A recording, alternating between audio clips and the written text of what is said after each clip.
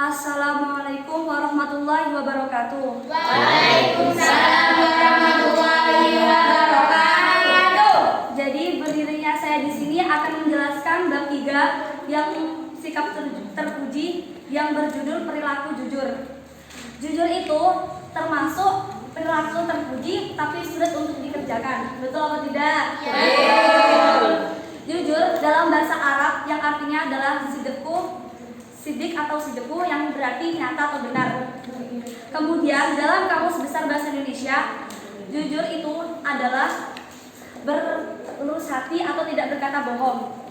Dari kedua pernyataan tersebut kita bisa simpulkan jujur adalah kesesuaian antara hati, perkataan, serta perbuatan.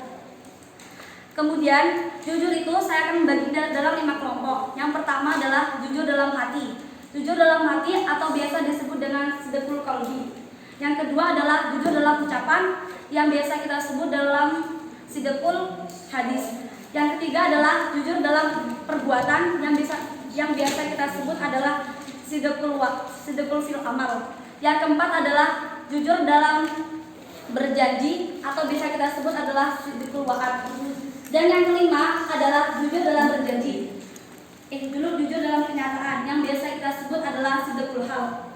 Pada penjelasan hari ini saya akan menjelaskan tiga golongan saja tentang jujur. Yang pertama, jujur dalam ucapan. Jujur dalam ucapan itu adalah kesesuaian antara perkataan yang kita ucapkan dalam hati. Misalkan, Naisila itu mengatakan bahwa dia sudah melakukan sholat dan dalam hatinya itu membenarkan bahwa Naisila memang benar-benar sudah melakukan sholat.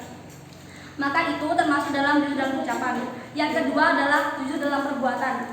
Jujur dalam perbuatan ini perbuatan yang dilakukan kita itu mencerminkan dalam hati.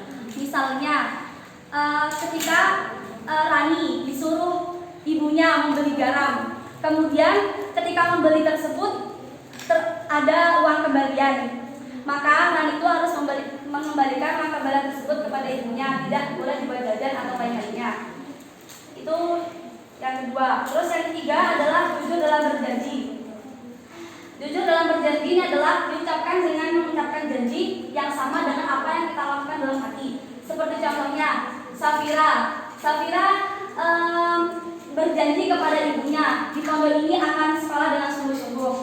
Maka dengan niat yang hati yang tulus, Safira harus di pondok ini harus belajar dengan sungguh-sungguh atau tidak ada. Kemudian lawan dari kata jujur adalah kazib atau berdusta atau berbohong. Berdusta itu diperbolehkan dalam agama dalam keadaan darurat. Yang pertama adalah ketika terdapat seorang muslim bersembunyi dan seorang muslim tersebut mengancam nyawanya, maka orang tersebut boleh berkata berbohong. Yang kedua, ketika berbohong demi melerai perselisihan atau mendamaikan seseorang.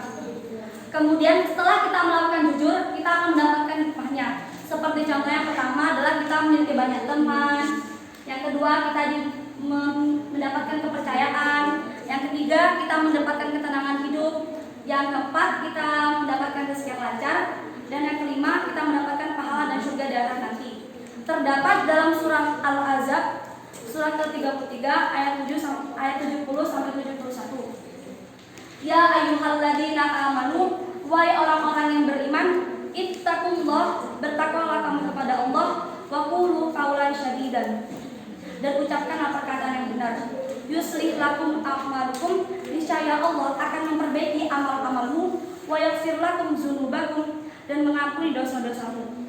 Wa may yuti'illah, dan barang siapa menaati Allah wa rasulahu, dan rasulnya, faqad, maka sungguh faza fauzan azima, dia menang dalam kemenangan yang agung.